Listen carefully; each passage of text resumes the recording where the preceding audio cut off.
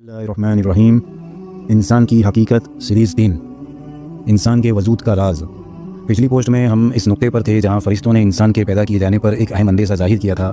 انہیں اس مٹی کی مخلوق میں فساد اور خون خرابے کا امکان نظر آیا۔ اس کے جواب میں اللہ تبارک و تعالیٰ نے ایک ایسا حکیمانہ جملہ ارشاد فرمایا جو انسان کے وجود کی پوری حقیقت کھول کر رکھ دیتا ہے۔ آئیے آج اس کی گہرائیوں میں اترتے ہیں۔ اللہ تعالیٰ نے حکیمانہ جواب جو فرمایا، انی اعلم ما لا تعلمون، میں وہ جانتا ہوں جو تم نہیں جانتے۔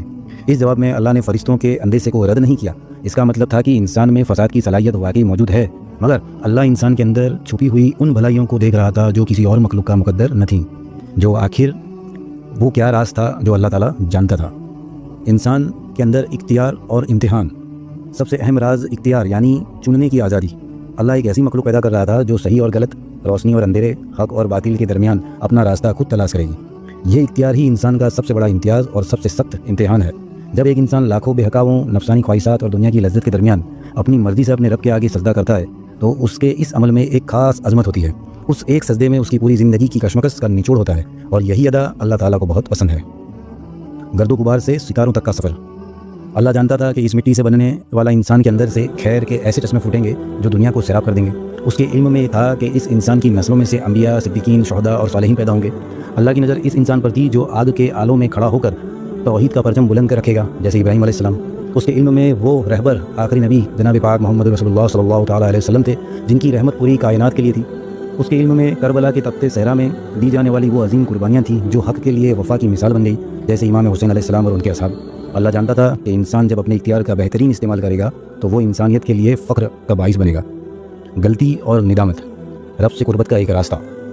ایک اور خوبصورت راز توبہ کے تصور میں چھپا ہے۔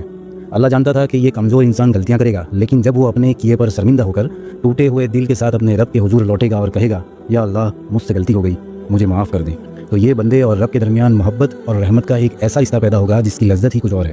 انسان کا غلطی کرنا اور پھر اپنے اختیار سے اللہ کی طرف پلٹنا، یہ وہ عمل ہے جو اللہ کی رحمت اور مغفرت کو اپنی طرف کھینچ لیتا ہے۔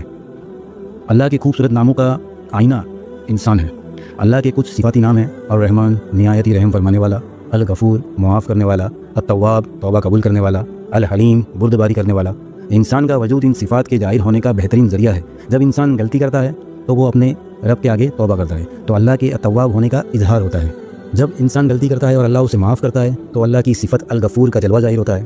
انسان اپنی کمزوریوں اور اپنی توبہ کے سفر میں اللہ کے جمالی ناموں کے لیے ایک آئینہ بن جاتا ہے، یعنی اللہ کا یہ فرمان کہ میں وہ جانتا ہوں جو تم نہیں جانتے، دراصل انسان کے بلند مقام اور اس کے اندر چھپی ہوئی روشنی کا اعلان تھا۔ اللہ جانتا تھا کہ جب یہ انسان اپنے اختیار سے روشنی کو چنے گا تو وہ کائنات کے اندھیروں میں ہدایت کا